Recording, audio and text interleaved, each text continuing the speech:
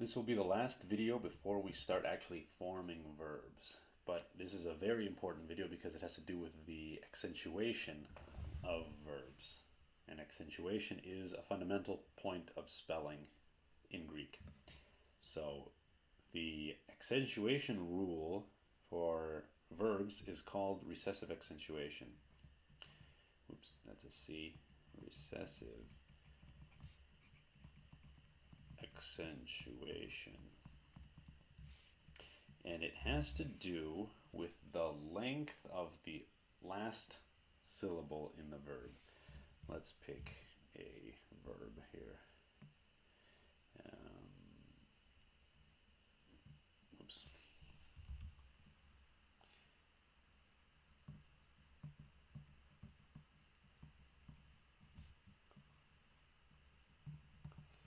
Simberilanvano. Okay? A Greek word has three positions for possible accentuation. The last syllable, the second last syllable, and the third last syllable. I'm only concerned about the vowels here. So let's just underline the vowels here.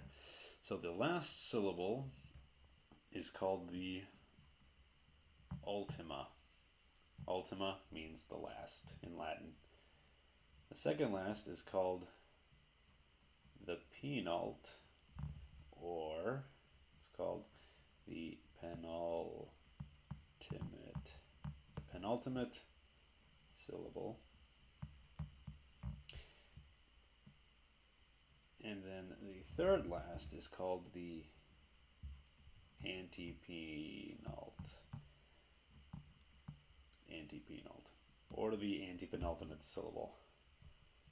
So these are the three possible places that an accent can fall, and the way that we determine where it can fall is based on the length of the ultima, the length of the vowel that's sitting in the last syllable of the verb. So the recessive accentuation rules apply only to verbs, so don't try to apply this to nouns. It might work sometimes, but it won't work most of the time. So please just keep this rule to verbs only. So the length of the ultima can either be short or it can be long. And it depends what the vowel is. If the vowel is an alpha, epsilon, or alpha iota, then the length of the ultima is short. If the vowel in the ultima is an omega, epsilon iota, or omicron epsilon, then the length of the ultima is long. I'm going to run out of room. If the ultima is short, then we put an accent on the antepenult. So if short, accentuate the antepenult. If long, accentuate the penult. So taking Simberilanvano, for example, we see that the ultima is an omega, so the last syllable contains as a vowel the omega, and we see down here that the length of an omega is long. So if we go to our rule here, if the ultima, we're going to put a U here, if the ultima is long, then we accentuate the penult. So if we locate the penult is right here, it's the second last syllable. We have to accentuate the penult. So we have Simberilanvano.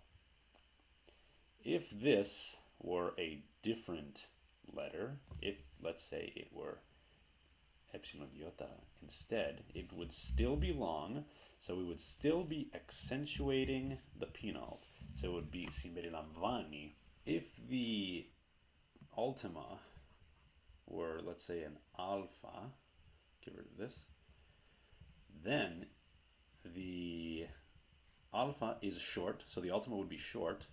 And if the ultima is short, accentuate the anti-penult.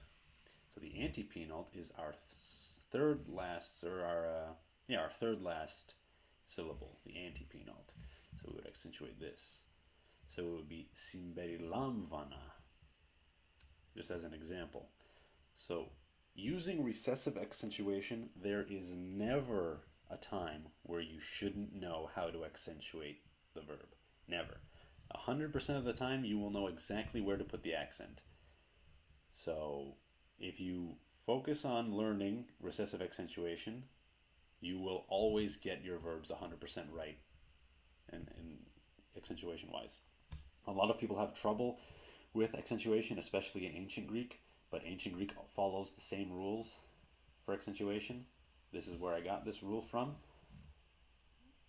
There shouldn't be any reason that you should get this wrong if you just take a little bit of time and remember this rule.